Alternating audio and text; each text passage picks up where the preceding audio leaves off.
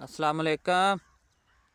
Happy किसान पाकिस्तान तो खुश आमदीद दोस्तों। आलू के हवाले नाल वीडियो लैके तुहाडी खिदमत हाज़र हाँ जी। अज मैं अपने दोस्तों नूं साहीवाल सब्जी मंडी दे विच आलू का रेट, उकाड़ा सब्जी मंडी दे विच आलू का रेट और यह करोडा 100 दिन की पटाई इहदी शुरू की सी।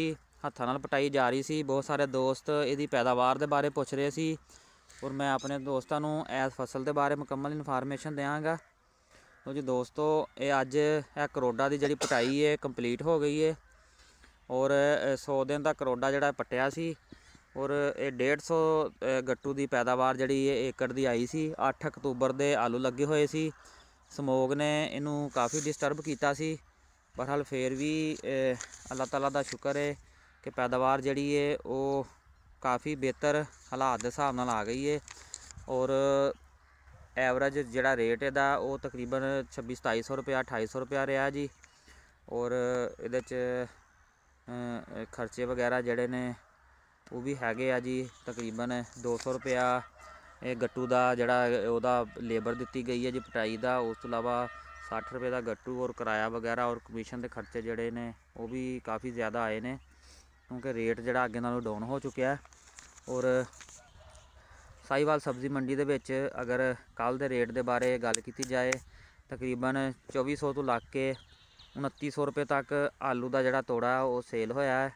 वज़न तकरीबन 60 किलो और अज 19 जनवरी 2025 है जी। और अगर उकाड़ा सब्जी मंडी की गल करिए, उकाड़ा दे विच अज तकरीबन 32,000 बोरी का माल जोड़ा आया है। और सफ़ेद हल्के माल की गल करिए 4,000 रुपये तो लग के 4400 रुपये तक बोरी सेल हुई है। और अगर नॉर्मल सफ़ेद माल की गल करिए वो 5,000 तक बोरी सेल हुई है। VIP सफ़ेद माल जोड़ा 5300 रुपये तक सेल होया जी। और अगर उकाड़ा सब्जी मंडी के विच रवेरे की गल करिए, रवेरे का रेट जोड़ा अज टॉप वो 6,000 रुपया रहा जी। और अगर सुरख बोरी हल्के माल की गल करिए 4500 रुपये तक सेल हुई है जी।